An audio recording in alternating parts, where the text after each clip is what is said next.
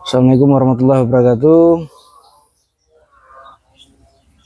Eh, Apa kabar buat sahabat ternak semuanya? Semoga sehat aja, sehat-sehat semua ya dimanapun kalian berada. Salam satu profesi, cailah ya kan? Sambung dari cerita kemarin kita ya kan. Diploma para peternak.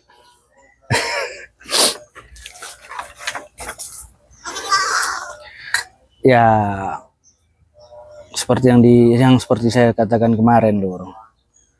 Ternak ini ya banyak resikonya, Lur.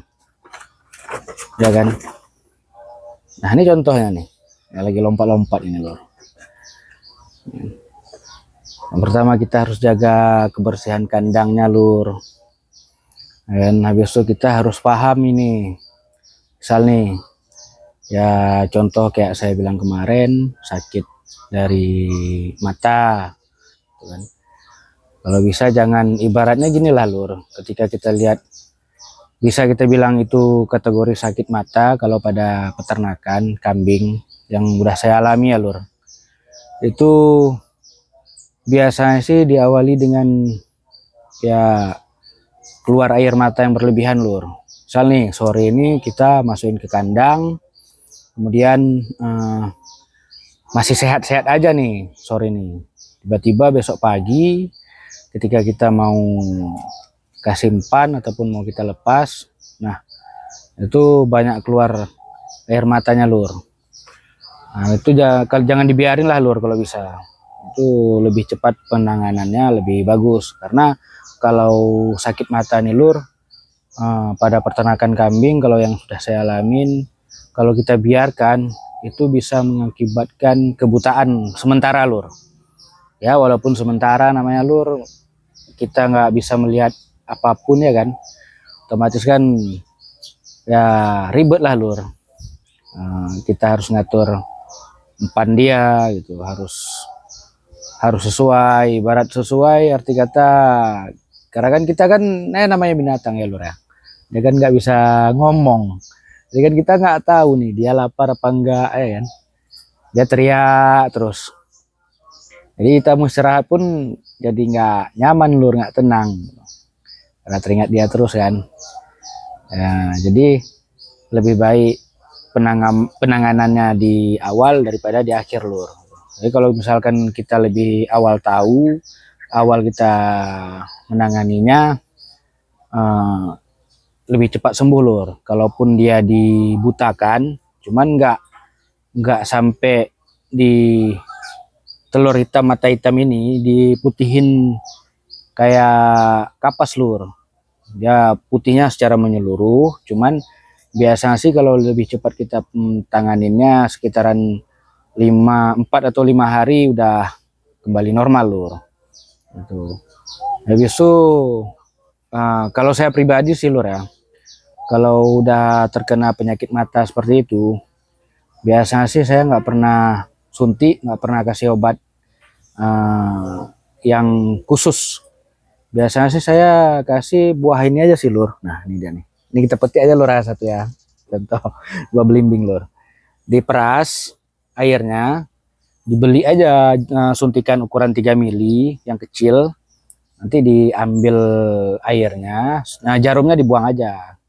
Jadi pas kita mau kasih obatnya, jadi kan kita pegang aja di tanduknya itu, kita semprotin aja pas ke matanya.